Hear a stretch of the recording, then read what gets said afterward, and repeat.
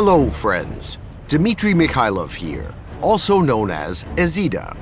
In today's barrel roll, we'll continue to look at Rank 5 fighters, specifically the Me-163, a unique plane which had a huge impact on the history of aviation. This was the only aircraft equipped with a liquid-cooled rocket engine that was taken into service and used in battles. Incidentally, this plane didn't deserve the designation Me-163 at all. The creative input of German Messerschmitt and his company in the creation of this plane was very minor. And according to accepted tradition in Germany, the plane should have been named after its head designer, in this case, Professor Alexander Lippisch, and not Messerschmitt at all. The Me-163's first flight took place in 1941. And at that time, it was able to reach record flight and climbing speeds. But let's get back to the game. In fairness, it must be said that the Comet has to fight against more than just the jet-powered fighters created during the Second World War, such as the American P-80 and F-80A of 1944, or the British Meteor F Mark III. Our battles will sometimes include the most dangerous opponents of the Korean War period, the American F-86 Sabre, and the Soviet MiG-15. Surprised? I know I am. Well, never mind. Let's see what we can do. To begin with, I'll note our first advantage. We start in the air, which already gives us a good chance to end up higher than our opponent. But as it turns out, this isn't worth worrying about, and there are two reasons for that. The first, and you'll see it in a moment, is our climbing speed advantage even over the MiG-15. The weight of an empty Comet is around 1,900 kilograms, and its engine thrust is a 1,700 kilogram force. The second reason is that the easiest way to shoot down planes like the F-86 Sabre is to catch them at low altitudes, where they won't be able to go into a sharp nosedive and escape. In those cases, not only can we not catch the Sabre, but nor can any other more modern jet-powered fighter. Our next advantage consists of our excellent capabilities when it comes to turning at medium and low speeds. In this respect, we outstrip the Meteor, for example, and even a few piston-type aircraft. On top of that, we have a pretty good roll, which allows us to perform interesting maneuvers. But we'll get back to that a little later. For now, let's take a look at some problematic points and methods of solving specific difficulties. One of the most important disadvantages is the fuel supply, which lasts for only 6 minutes. This seems seriously limiting at first glance, but experienced pilots can make correct use of their precious time in the air.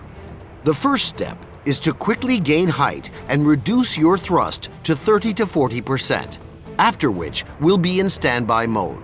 Our task is not to dive at Sabres flying by practically at maximum speed, but to attack when jet-powered fighters start dogfighting. These dogfights aren't as common as dogfights between piston-type aircraft, but the main thing is to be patient. This strategy will practically guarantee that you can destroy at least one enemy airplane.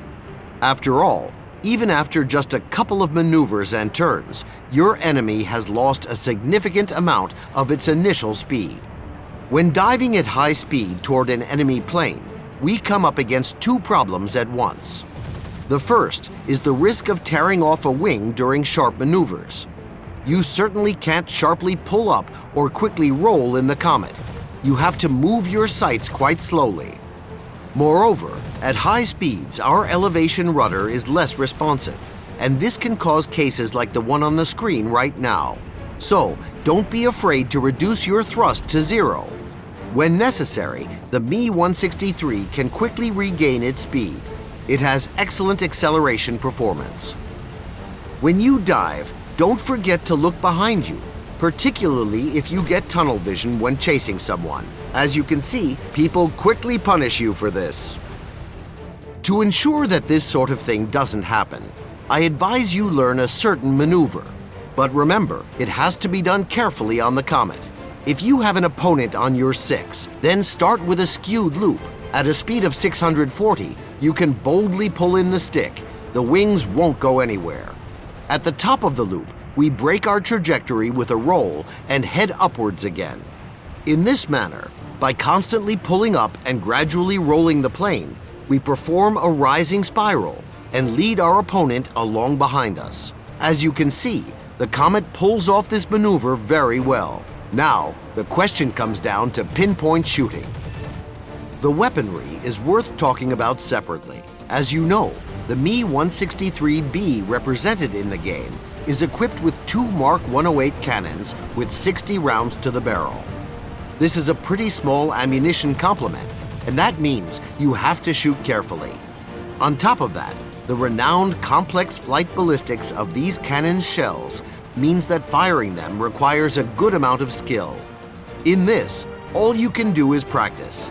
Try to lead your enemies more than usual, or get closer to them if you're firing from their 6.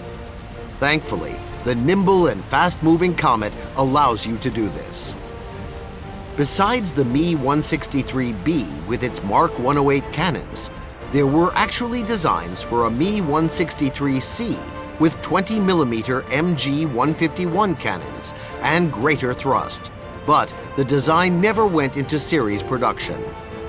Naturally, it'd be nice to see such a model in the game. After all, they did manage to assemble 3 Me 163C prototypes, but in the end, they were destroyed by the Germans themselves. Well, I hope you liked this episode. Please support this video series by giving the video a thumbs up and subscribing to the channel. I wish you success in learning how to fly this unique German creation and excellent scores in the skies. Until the next episode, good luck.